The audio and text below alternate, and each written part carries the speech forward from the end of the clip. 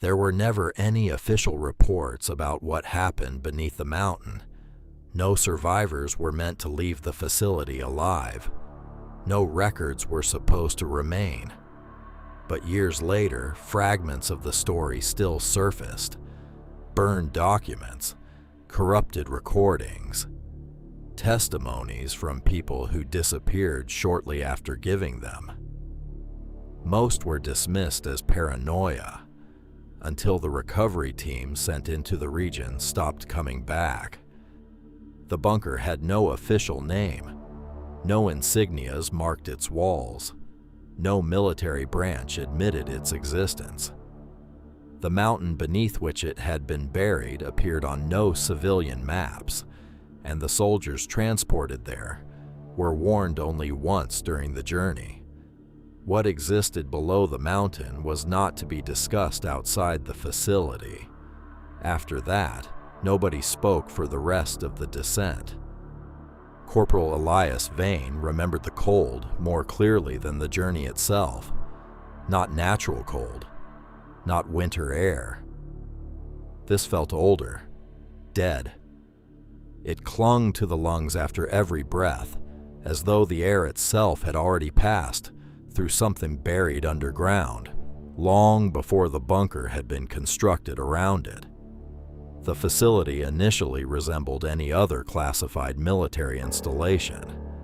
Concrete corridors, steel blast doors, armed patrols, researchers moving silently between secured sectors beneath flickering fluorescent lights.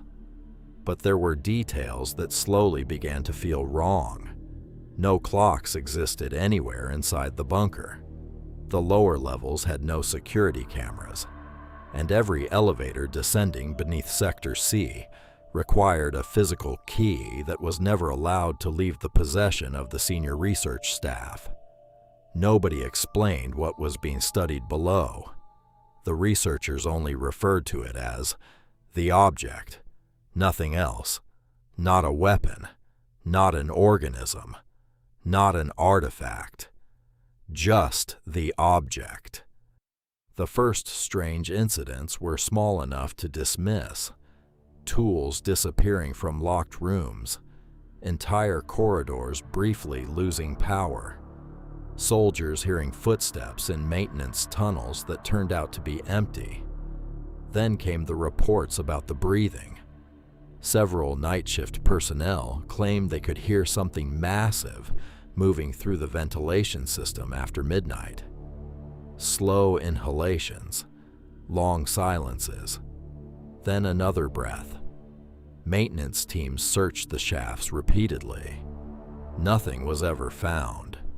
The researchers stopped making eye contact after that. Some looked exhausted beyond reason. Others developed nervous habits that worsened with each passing week.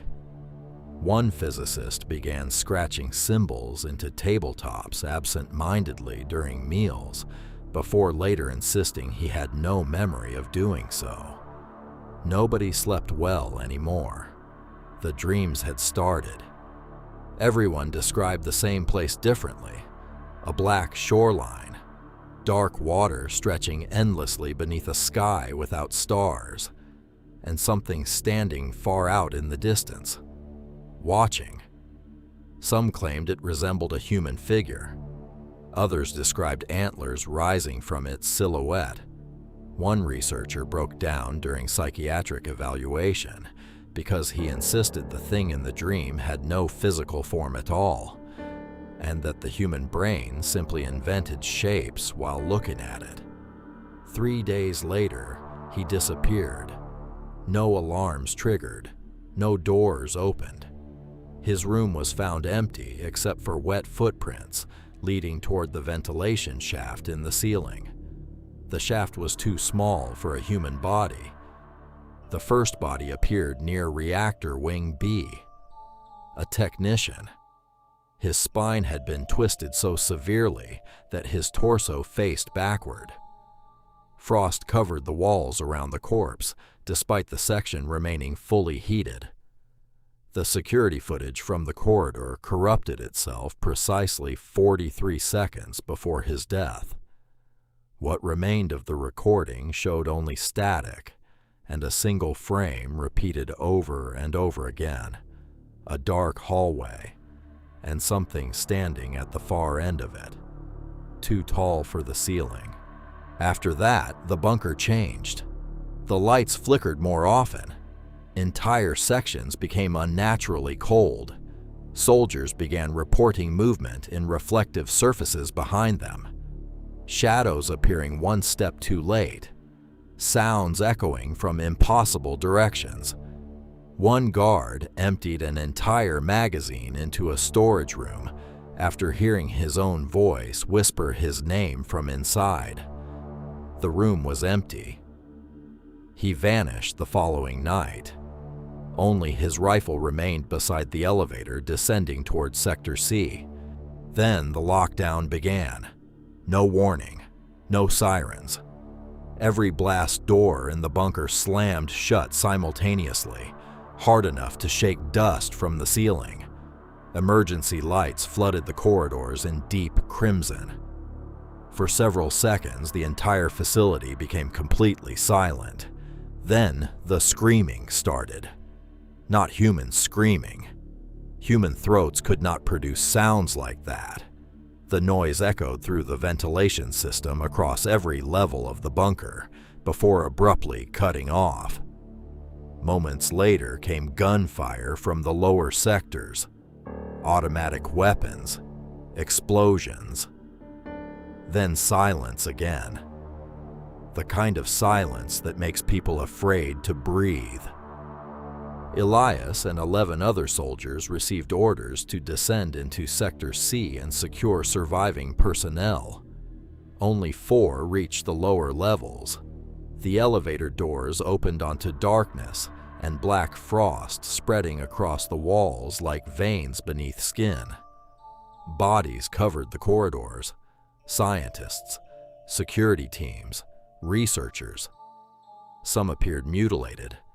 Others looked untouched except for the expressions frozen on their faces. Absolute terror. Eyes ruptured from burst blood vessels as though they had died from seeing something the mind could not survive. The bunker no longer behaved normally below Sector C. Hallways seemed longer than before. Certain corridors looped back into themselves. One passage led the squad back to the same staircase 3 separate times, despite moving continuously downward. The deeper they traveled, the less the facility resembled architecture. It felt alive, breathing, watching. At one intersection, Elias noticed dozens of handprints frozen into the frost-covered walls.